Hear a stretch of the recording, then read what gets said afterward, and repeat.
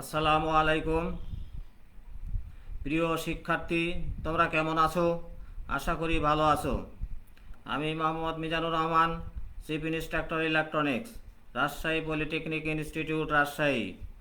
গত ক্লাসে আমি ষষ্ঠ পর্ব ইলেকট্রনিক্স বিভাগের ইলেকট্রনিক মেজারমেন্ট বিষয়ে মিডিয়াম ও হাই রেজিস্ট্যান্স পরিমাপ সম্পর্কে আলোচনা করেছি।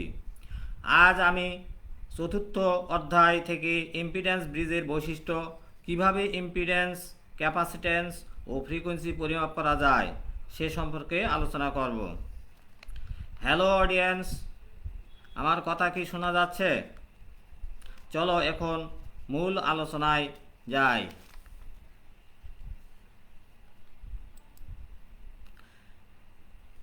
চতুর্থ অধ্যায় যে জিনিসগুলো আছে, understand the feature of impedance bridge, describe the method of measurement of impedance inductance by Maxwell's inductance bridge, describe the method of measurement of capacitance by Maxwell's inductance capacitance bridge, explain the principle of Wien's bridge, describe method of measurement of inductance capacitance using automatic bridge, describe the process of measurement parallel circuit resistance and inductance using RX meter, solve problem on RL and C measurement using AC bridge.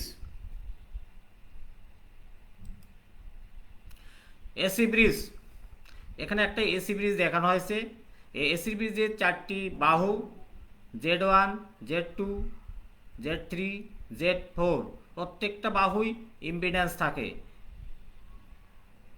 Galvanometer পরিবর্তে এখানে detector থাকে এবং source হিসাবে AC voltage থাকে। এই AC ব্রিজে সাধারণত ব্যবহৃত ডিটেক্টরগুলো হলো হেডফোন, ভাইব্রেশন গ্যালভানোমিটার, 3 নম্বর টিউনেবল অ্যাম্পলিফায়ার ডিটেক্টর। এসি ব্রিজের সাহায্যে সহজে আমরা inductance, capacitance, storage factor, loss factor পরিমাপ করতে পারি।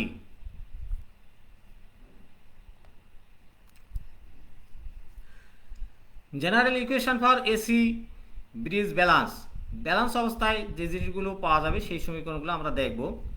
যে ব্রিজের চার বাহুর impedance Z1, Z2, Z3, Z4 যেগুলো আমরা চিত্রতে দেখিয়েছি। যে ব্রিজ ব্যালান্স অবস্থায় যে জিনিসটা হবে, যে এই আর্মের ভোল্টেজ সমান এই আর্মের ভোল্টেজ, অর্থাৎ এটা E1, এটা হলো E2, এটা সমান এটা, অর্থাৎ E1 সমান E2। তাহলে E1 হলো I1 ইন্টু Z1 আর এটি হলো I2 ইন্টু Z2, অর্থাৎ I1 Z1 সমান I2 Z2। আবার যেহেতু ব্রিজটা ব্যালান্স, এর ভিতরে কোনো কারেন্ট আসবে না, কাজেই I1 সমান I3 সমান E ভাগ Z1 প্লাস Z3। আবার I2 সমান I4 ভাগ E by Z2 plus Z4, অর্থাৎ এখানে I1 সমান I3 E ভাগ Z1 প্লাস Z3 এবং I2 সমান I4 সমান E ভাগ Z2 প্লাস Z4। তাহলে সমীকরণ 2 এবং 3 মান সমীকরণ 1-এ বসিয়ে পাই, অর্থাৎ এই I1 এর মান যদি এখানে বসাই তাহলে এখানে আসবে Z1 ভাগ Z1 প্লাস Z3 সমান Z2 ভাগ Z2 প্লাস Z4, অর্থাৎ এখানে E2 E এবং E উপরে নিচে বাদ যাবে। তাহলে এখানে একটা ইকুয়েশন পাওয়া গেল। তাহলে ওই ইকুয়েশনটা ক্যালকুলেশন করলে যেটা পাওয়া যায় যে Z1 into Z2 plus Z1 plus Z4 সমান Z1 plus Z2 plus Z2 Z3। এখন Z1 Z2 একই জিনিস, উভয় পাশে আছে, এটাকে বাদ গেলে থাকে Z1 Z4 সমান Z2 Z3, অর্থাৎ এই যে ইকুয়েশনটা পাওয়া গেল এটা হলো এসি ব্রিজ ব্যালান্সের শর্ত, তবে এটা কমপ্লেক্স ফর্মে ইম্পিডেন্স। তো এখন ইম্পিডেন্সের পরিবর্তে যদি অ্যাডমিটেন্স হয় তাহলে আমরা কি পাই? Y1 Y4 সমান Y2 Y3। এখন এই জেড যদি আমরা পোলার ফর্মে লিখি তাহলে কি হবে? Z equal to magnitude of Z angle theta. তবে আমরা যেটা পাই Z1 এবং Z4 মান বসাই দিলাম, অর্থাৎ Z1 θ1 Z4 θ4 সমান Z2 θ2 Z3 θ3। তাহলে ম্যাগনিটিউড গুণ করে Z1 Z4 ইন্টু অ্যাঙ্গেল হবে যোগ θ1 প্লাস θ4, এটিও একই Z2 Z3 θ2 প্লাস θ3। তাহলে আমরা যেটা পাই bridge balance condition 1 number magnitude of Z1 magnitude of Z4 equal to magnitude of Z2 magnitude of Z3। 2 number condition angle θ1 plus angle θ4 সমান angle θ2 plus θ3। তাহলে phase angle positive for inductive impedance and negative for capacitive impedance, অর্থাৎ এই অ্যাঙ্গেলগুলো plus বা minus হবে নির্ভর করবে লোডটা কীরকম, inductive আর capacitive. তাহলে আমরা ব্রিজ ব্যালেন্সের দুটো শর্ত পেলাম যে বিপরীত ব্রাঞ্চের ইম্পিডেন্সের মানের গুণফল সমান সমান এবং বিপরীত ব্রাঞ্চের যে ফেজ অ্যাঙ্গেল ডিফারেন্স সেই দুটার যোগফল পরস্পর সমান হবে। Describe the method of measurement of inductance by Maxwell bridge. এখানে একটা ম্যাক্সওয়েল ব্রিজ দেখানো হয়েছে, এক টার্ম এটা এ আর্মে কি আছে R1 L1, এটাতে আছে R2 L2 R4 এটা R3, এই দুটো হলো নন ইন্ডাকটিভ। এই যে মেজার করা হবে এটা আননোন ইন্ডাকটেন্স, এই কয়েলের সাথে একটা আননোন রেজিস্ট্যান্স সংযুক্ত আছে।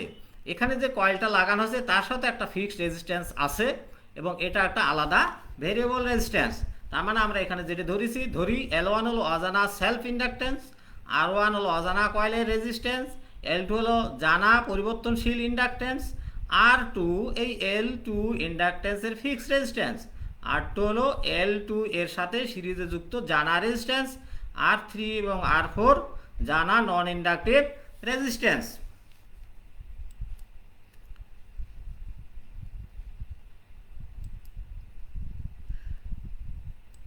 যাই হোক, তাহলে এখানে আমরা দেখি যে Z1, তাহলে Z1 সমান হবে R1 plus J omega L1, অর্থাৎ এই ব্রাঞ্চের ইম্পিডেন্স এটা প্লাস জে ওমেগা L1। অনুরূপভাবে Z2 হলো R2 plus R2 plus J omega L2, Z3 R3 Z4 সমান R4।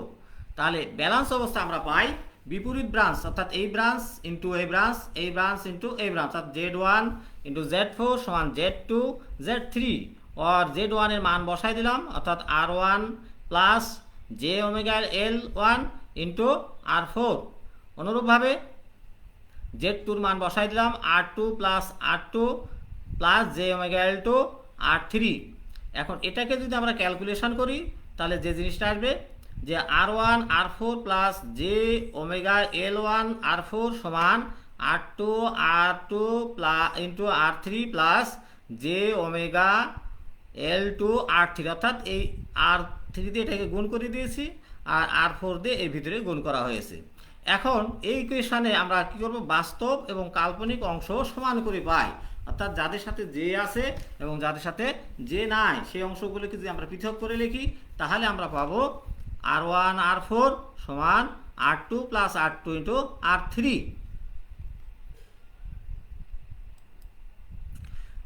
তাকে যদি আমরা ক্যালকুলেশন করি তাহলে আসে R1 সমান R2 plus R2 by R4 R3, অর্থাৎ এই মানগুলো সবগুলো আমার জানা, এই জানা মানগুলো বসে আমি কয়েলের যে রেজিস্ট্যান্স সেই রেজিস্ট্যান্সটা মান আমরা পেয়ে যাবো R1 সমান। এবং কাল্পনিক অংশ যেটা আমরা দেখেছি যে ওমেগা L1 R4 সমান ওমেগা L2 R3, তাহলে এক্ষেত্রে আমরা L1 সমান করবো R3 বাই R4 L2, অর্থাৎ এখানে আমার যে জিনিসগুলো আছে সবগুলো আমার জানা, তাহলে এই জানা মানগুলো বসিয়ে আমরা L1 এর মান সহজে পেয়ে যাব। অর্থাৎ আমরা যে ব্রিজ ম্যাক্সওয়েল ব্রিজটা দেখলাম এই ব্রিজের সাহায্যে সহজে আমরা ইন্ডাকটেন্সের মান পেয়ে যাব এই ইকুয়েশন থেকে। ম্যাক্সওয়েল ইন্ডাকটেন্স ক্যাপাসিটেন্স ব্রিজ, এখানে ব্রিজটা দেখানো হয়েছে R1 L1 C4 variable, R4 variable, R2 এবং R3। এটা মূলত ইন্ডাকটেন্স পরিমাপ করার জন্য ব্যবহার করা হয়। তাহলে এক্ষেত্রে আমরা দেখি যে L1 unknown inductance, R1 effective resistance of inductor, এই ইন্ডাক্টরের effective resistance, R2 R3 R4 non inductive resistance, জানা non inductive resistance, C4 variable standard capacitor. Z1 সমান অর্থাৎ এই ব্রাঞ্চের impedance R1 plus J omega L1, Z2 সমান R2, R3 সমান Z3 সমান R3 এবং Z4 সমান, যেহেতু এটা প্যারালাল আছে এইটাকে প্যারালাল কম্বিনেশন করলে এদের সমতুল্য ইম্পিডেন্স যেটা পাওয়া যায় সেটা R4 by 1 plus J omega C4 R4। তাহলে ব্যালেন্স কন্ডিশন আমরা কি পাবো? ব্যালেন্স কন্ডিশন আমরা পাবো Z1 Z4 অর্থাৎ বিপরীত ব্রাঞ্চ, এই ব্রাঞ্চ এবং এই ব্রাঞ্চের ইম্পিডেন্সের গুণফল, আবার এই ব্রাঞ্চের ইম্পিডেন্সের গুণফল। তাহলে Z1 এর মান আমি বসাই দিলাম R1 plus J omega L1, আর Z4 এর মান বসাই দিলাম R4 by 1 plus J omega C4 L4 সমান R2 R3। এটাকে যদি আমরা আবার ক্যালকুলেশন করি তাহলে কি আসে, এই R4 দিয়ে এটাকে গুণ করা হয়েছে, আর তাহলে R1 R4 J omega L1 R4, এবং এটা ডান পাশে নিয়ে যায় এটার সাথে গুণ করা হয়েছে, তাহলে কি হবে ওয়ান সাথে গুণ করলে R2 R3 plus J omega C4 R4 R2 R3, অর্থাৎ এই মান গুণ করলে এটা পাওয়া যায়। Separating real and imaginary term, অর্থাৎ এখানে ইমাজিনারি টার্ম এবং রিয়েল টার্ম যে সমান করতে, অর্থাৎ এই যে যার সাথে যে নাই একটা টার্ম এবং একটা টার্ম, আবার এটা হলো যে আছে এটা হলো যে, এই দুটোকে যদি ইকুয়েট করি তাহলে আমরা কি পাই, we have R1 R4 সমান R2 R3, R1 সমান R2 R3 বাই R4। তাহলে এখানে আমরা এই যে R2 R3 R4 আমাদের জানা মান, এখান থেকে R এর 1 এর মান সহজেই পেয়ে যাবো। আবার যে যুক্ত মান ছিল ওমেগা L1 R4 সমান omega C4 R4 R2 R3, তাহলে এখানে ক্যালকুলেশন করলে কি পাই, L1 equal to R2 R3 C4। তার মানে আমরা অজানা ইন্ডাকটেন্স এই জানা মানগুলোর থেকে সহজেই আমরা পেয়ে যাব। তাহলে এখানে কয়েলের কোয়ালিটি ফ্যাক্টর যেটা নির্ভর করে শার্পনেস অর্থাৎ ব্যান্ডউইথ, তাহলে এটাকে আমরা ওমেগা L1 বাই R1 অর্থাৎ ওই কয়েলের, তাহলে এটাকে মান বসাই দিলে আমরা পাই ওমেগা C4 R4। তাহলে আমরা এখান থেকে কয়েলের কোয়ালিটি ফ্যাক্টরও পেয়ে গেলাম। Measurement of capacitance by Schering bridge, এখানে একটা শেয়ারিং ব্রিজ দেখানো হয় যার সাথে আমরা ক্যাপাসিটেন্সের মান নির্ণয় করতে পারি।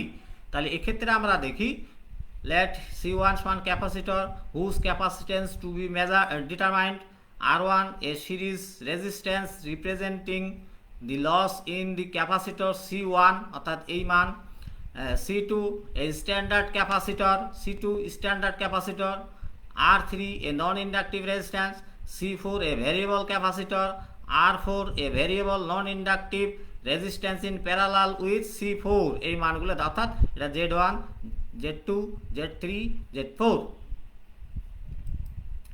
তাহলে Z1 সমান R1 প্লাস 1 ভাগ J ওমেগা C1, অর্থাৎ যেহেতু সিরিজ আছে তাহলে এই মানটা আসবে।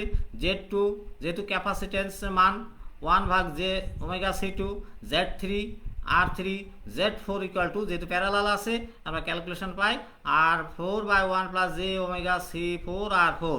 তাহলে ব্যালেন্স অবস্থায় আমরা কি পাবো, ব্যালেন্স অবস্থায় পাবো বিপরীত ব্রাঞ্চের ইম্পিডেন্সের গুণফল সমান, অর্থাৎ Z1 Z4 সমান Z2 Z3। তাহলে Z1 এর মান এটা বসাই দিলাম, অর্থাৎ R1 plus 1 by J omega C1, আবার Z4 এর মান আমরা বসাই দিলাম R4 1 plus J omega C4 R4, আর এখানে আমরা কি রাখলাম যে Z2 1 ভাগ জে ওমেগা C2 R3। তাহলে এক্ষেত্রে আমরা যেটা মান বসানোর পর আমরা যেটা এখানে কি লিখছি যে পারাপার করেছি কিছু, তার মানে এই অংশ ঠিক রেখেছি, এটা এখানে রেখেছি, আর ডান পাশে পার করে দিয়েছি কি এটা, তো পার করে দিলে কি হবে, এটা এর সাথে গুণ হবে। এখন ওটাকে যদি আমরা ক্যালকুলেশন করি পাই R1 R4 minus J R4 by omega C1 সমান minus R3 omega C2 plus R3 R4 C4 C2, তাহলে equating Real and imaginary term অর্থাৎ এই অংশ সমান এ অংশ অর্থাৎ R1 R4 সমান R3 R4 C4 by C2, তাহলে এখান থেকে R1 সমান হলো R3 C4 বাই C2, তার মানে এইগুলো সবগুলো আমার জানা, এই অজানা রেজিস্ট্যান্সের মান আমরা পেয়ে গেলাম। আবার এখান থেকে আমরা কি পাবো, ইমাজিনারি পার্ট যে সহ লেখা হয়েছে, হ্যাঁ, জে R4 ওমেগা C1 সমান জে R3 ওমেগা C2, এখান থেকে C1 সমান যেটা আসবে R4 C2 R3, তাহলে আমরা এই যে মানগুলো এলো জানা মানগুলো বসাই আমরা এই ক্যাপাসিটেন্সের মান সহজেই ক্যালকুলেশন করতে পারি। তাহলে এক্ষেত্রে ডিসিপেশন ফ্যাক্টর D1 অর্থাৎ এখানে যে পাওয়ার লস হবে সেই লসের ফ্যাক্টরকে ওমেগা C4 R4। তাহলে আমরা শেয়ারিং ব্রিজের সাহায্যে আমরা ক্যাপাসিটেন্সের মান নির্ণয় করলাম। এখন আমরা দেখব ওয়ায়েন্স ব্রিজ। তাহলে এই ব্রিজে ফ্রিকোয়েন্সি, ক্যাপাসিট্যান্স, ইন্ডাকট্যান্স পরিমাপ করতে ব্যবহৃত হয়। এটি প্রথমে ফ্রিকোয়েন্সি নির্ণয়ের জন্য ব্যবহৃত হয়, কিন্তু এটি অন্যান্য ক্ষেত্রেও ব্যবহৃত হয়, যেমন at harmonic distortion analyser as notch filter, in audio and HF oscillator as frequency determining device. তাহলে এখানে আমরা একটা ওয়েন ব্রিজ দেখিয়েছি, দেখি এটা হলো চারটা বাহু Z1 Z2 Z3 Z4। চিত্রে ফ্রিকোয়েন্সি পরিমাপের জন্য ওয়েন্স ব্রিজ সার্কিট দেখানো হয়েছে। এর এক বাহু সিরিজ RC সমন্বয় এবং তার সন্নিহিত বাহু প্যারালাল RC সমন্বয় করতে, এর সন্নিহিত বাহু RC সমন্বয়ে গঠিত। R1 এবং R2 মেকানিক্যালি কাপল করা, অর্থাৎ এ R1 এবং R2 মেকানিক্যালি কাপল করা থাকে, একই সাথে দুটোকে অ্যাডজাস্ট করা যায়, এবং C1 ও C2 সাধারণত স্থির মানের হয়, C1 এবং C2 স্থির মানের। তাহলে এক্ষেত্রে আমরা Z1 সমান কি পাবো, R1 by 1 plus J omega C1 R4, অর্থাৎ যেহেতু এই দুটো প্যারালাল আছে। আবার Z2 সমান এটা সিরিজে আছে, তাহলে R2 মাইনাস জে ভাগ ওমেগা C2, আর Z3 সমান R3, আর Z4 সমান R4। এক ব্যালান্স বিপরীত ব্রাঞ্চের ইম্পিডেন্সের গুণফল সমান Z1 Z4 সমান Z2 Z3।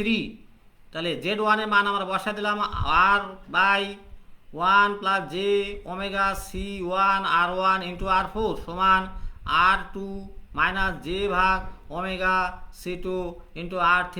তাহলে এটাকে যদি আমরা গুণ করি, অর্থাৎ এটার নিচে এই R3কে নিয়ে আসলাম, নিয়ে এসে এটা ডান পাশে নিয়ে যাব, নিয়ে গেলে এবং যে মানটা পাওয়া যাবে R2 by R1 minus J ভাগ omega C2 R1 into 1 plus J omega C1 R1। এক্ষেত্রে এই গুণ করার পর যে জিনিসটা পাওয়া যাবে R2 by R1 minus J omega C2 R1 plus J omega C1 R2 plus C1 ভাগ C2। এক্ষেত্রে তারা আমরা কি পাই, যে এটার সাথে এই অংশটা নিয়ে আসলাম, যে কমন নিলাম, নিলে J into omega C1 R2 minus 1 ভাগ জে ওমেগা C2 R1। তাহলে এক্ষেত্রে এখন আমরা দেখব ওই পার্শ্বকে কি করব, equating Real and imaginary part, অর্থাৎ রিয়াল পার্ট এবং ইমাজিনারি পার্টকে আমরা সমান করব। সমান করলে কি পাবো, যেহেতু এই অংশ সমান এই অংশ হবে আর এই অংশ সমান 0 হবে, যে R4 বাই R3 সমান R2 by R1 plus C1 ভাগ C2 এবং ওমেগা C1 R2 মাইনাস 1 ভাগ omega C2 R1 equal to 0। এটাকে ক্যালকুলেশন করলে আমরা যে জিনিসটা পাবো, ওমেগা স্কোয়ার সমান 1 ভাগ C1 R2 C2 R1, omega equal to 1 ভাগ root C1 R2 C2 R1। In most wine breeds, the components are so chosen that R1 equal to R2 equal to R and C1 equal to C2 equal to C, অর্থাৎ R1 R2 সমান ধরা হয় এবং C1 C2 মান সমান ধরা হয়। সমান ধরলে যে জিনিসটা পাই, এখন সর্বশেষ ক্যালকুলেশন এই মানগুলো আমরা এখানে বসাই দেব। দিলে কি পাওয়া যায়, then from equation 2 we get R4/R3, অর্থাৎ ওই যে আমরা পাইছিলাম মান বসাই দিলে 1 + 1 সমান 2 আসে। And from equation 3 we get F = 1/2π√RC square, স্কোয়ারের সাথে রুট কেটে যায়, আসলে 1/2πRC। তাহলে এই অজানা ফ্রিকোয়েন্সি নির্ণয় সূত্র, অর্থাৎ আমরা এখানে যেহেতু পয়েন্ট ব্রিজে এই আর এবং সির মান আমাদের জানা, এই জানা মানগুলো যদি বসাই দেই তাহলে এই ফ্রিকোয়েন্সিটা আমরা সহজে পেয়ে যাব।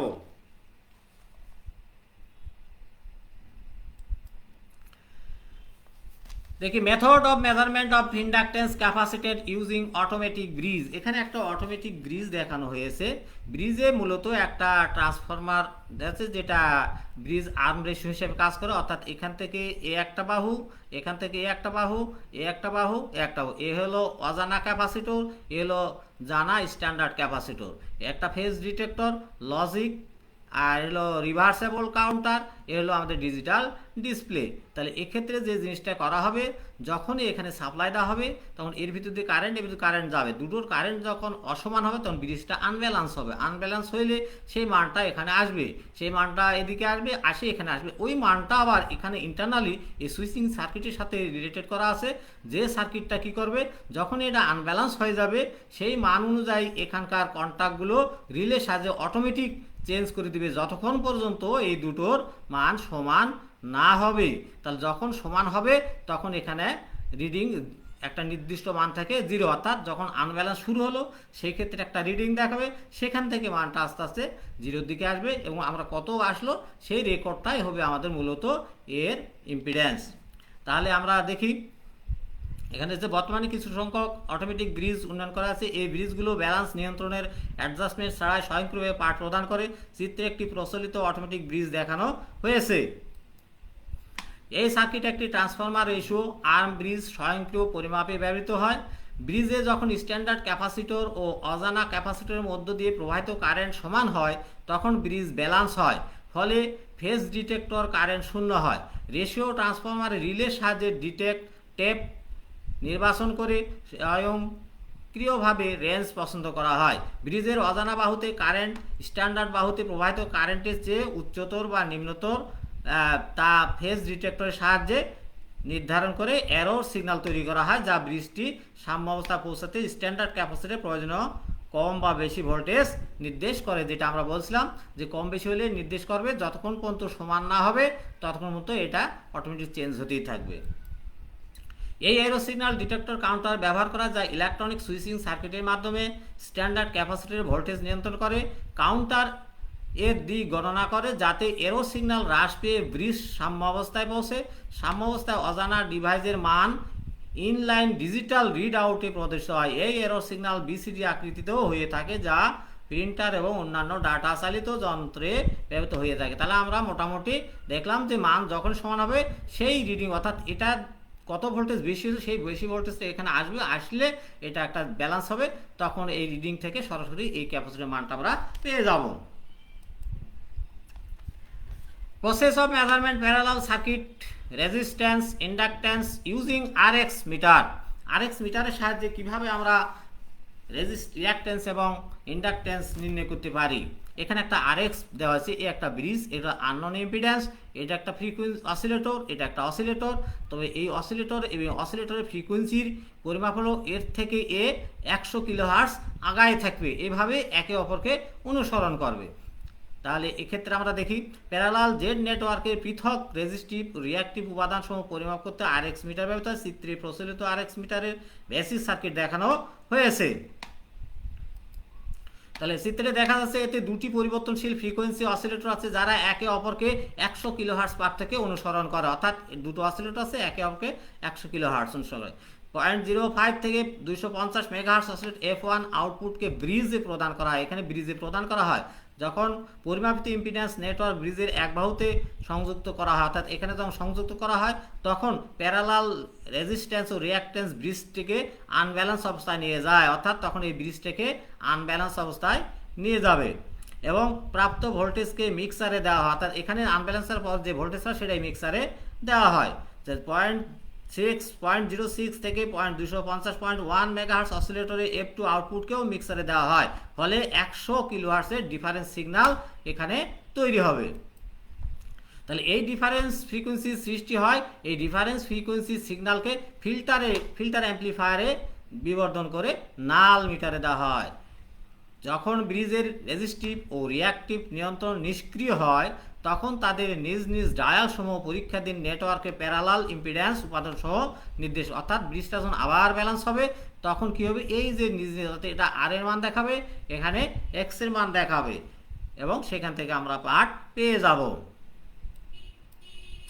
তাহলে আমরা একটা অঙ্ক দেখি। এখানে অঙ্ক একটা দেখানো হয়েছে যে 1 নম্বর চিত্র যে এ বি সি ডি 4 বাহুযুক্ত ওয়াইন্স ব্রিজ, হ্যাঁ, যার এবি বাহুতে 200 ওহম অর্থাৎ এই বাহুতে 200 ওহমের রেজিস্ট্যান্স প্যারালালে 1 মাইক্রোফ্যারাডের ক্যাপাসিটর যুক্ত আছে। বিডি বাহুতে একটি 400 ওহম, বিডি কোনটা, এই বিডিতে একটা 400 ওহমের রেজিস্ট্যান্স দেওয়া আছে। সিডি বাহুতে, এই সিডি বাহুতে 1000 ওহমের রেজিস্ট্যান্স দেওয়া আছে। এসি বাহুতে R2 এর মানের সাথে একটা 2 মাইক্রোফ্যারাডের ক্যাপাসিটর যুক্ত আছে। উক্ত ব্রিজকে সাম্য অবস্থায় আনতে হলে R2 রেজিস্ট্যান্স ফ্রিকোয়েন্সির মান কত হওয়া উচিত?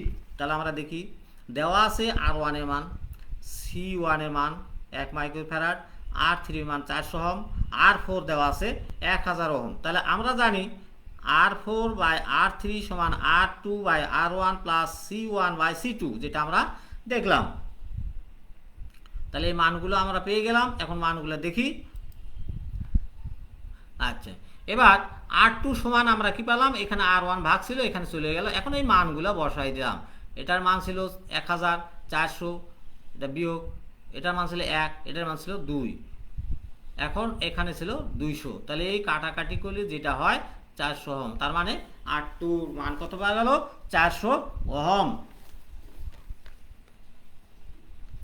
আচ্ছা, তাহলে এফ সমান আমরা 1/2 পাই root C1 R2 C2 R1, আমরা যে ওয়াইন ব্রিজের সমীকরণ দিয়েছি সেখানে। তাহলে এখন এগুলোর মান আমরা বসিয়ে দিয়েছি কি, যে 2 গুণ 3.14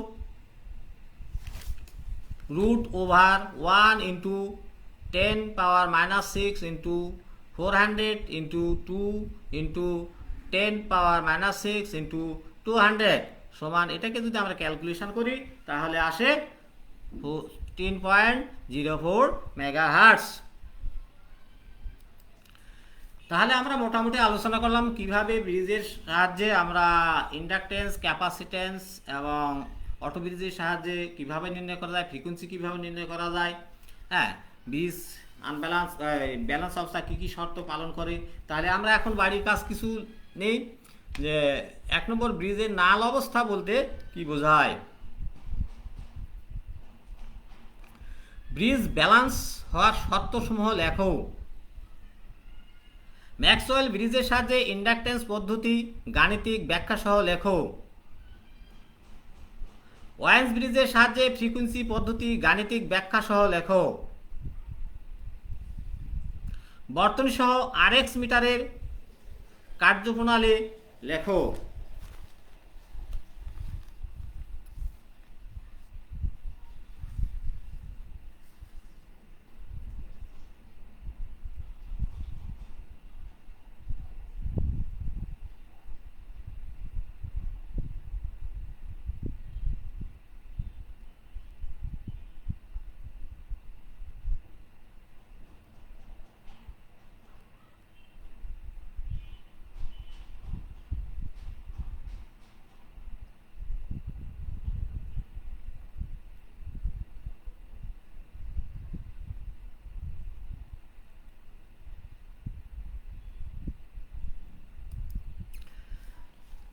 তাহলে আমরা নেক্সট ক্লাসে আলোচনা করব understand the feature of special measurement, 5 নম্বর অধ্যায়।